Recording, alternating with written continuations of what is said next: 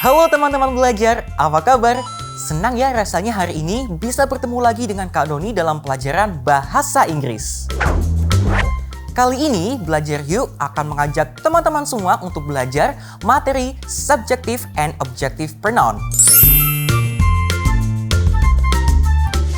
Pasti sudah pada nggak sabar kan ya? Yuk langsung aja kita belajar sama-sama untuk subjective and objective pronoun bareng Kak Doni. Nah, teman belajar, sebelum kita belajar lebih jauh mengenai subjective and objective pronoun, kita perlu tahu dulu nih, apa itu pronoun?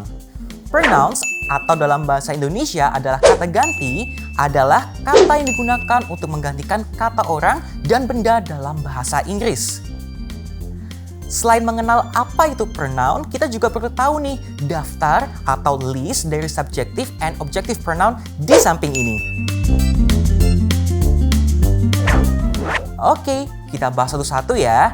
Yang pertama adalah saya. Saya sebagai subjek menjadi I. Sedangkan jika menjadi objek adalah me.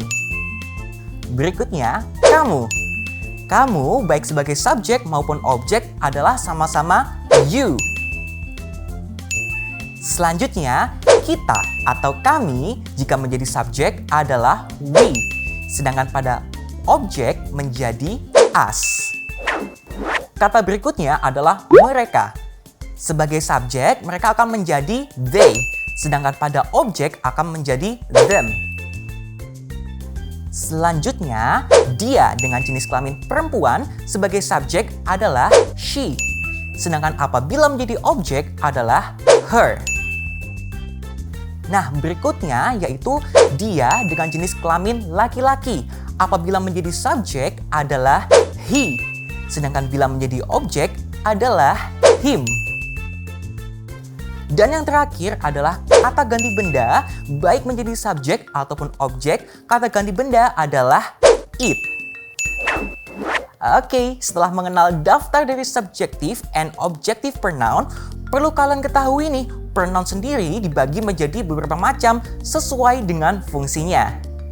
Yang pertama adalah subject pronouns. Subject pronouns digunakan untuk menggantikan orang ataupun benda pada posisi subjek.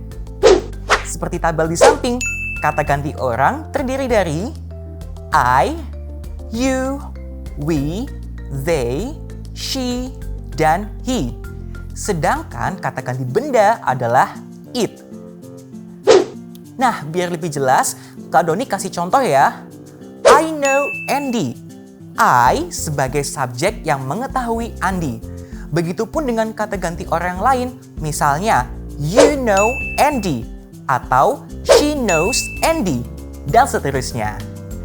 Sedangkan untuk kata benda, Kak Doni kasih contoh it is nice, di mana it di sini bisa menggantikan makanan, minuman, ataupun kata benda lainnya. Nah, selanjutnya adalah object pronouns.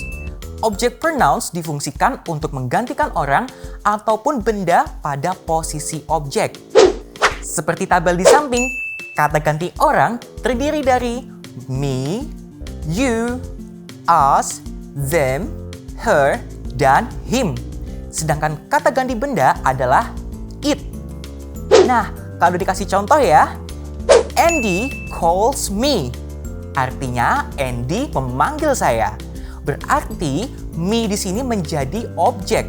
Begitu pula dengan Andy calls us. Artinya Andy memanggil kita atau memanggil kami. Atau Andy calls him. Begitu.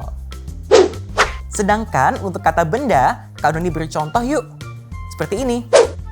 You like it. Di mana it di sini menjadi objek yang menggantikan kata benda tersebut.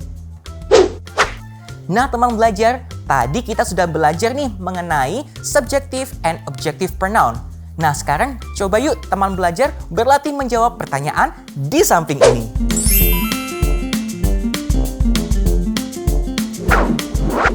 Nah, itu tadi materi pelajaran bahasa Inggris kali ini. Jangan lupa ya untuk mengirimkan jawaban kalian melalui kolom komentar di bawah ini. Kak Doni pamit undur diri. Kita bertemu lagi dalam kesempatan kelas bahasa Inggris berikutnya. Sampai jumpa teman belajar.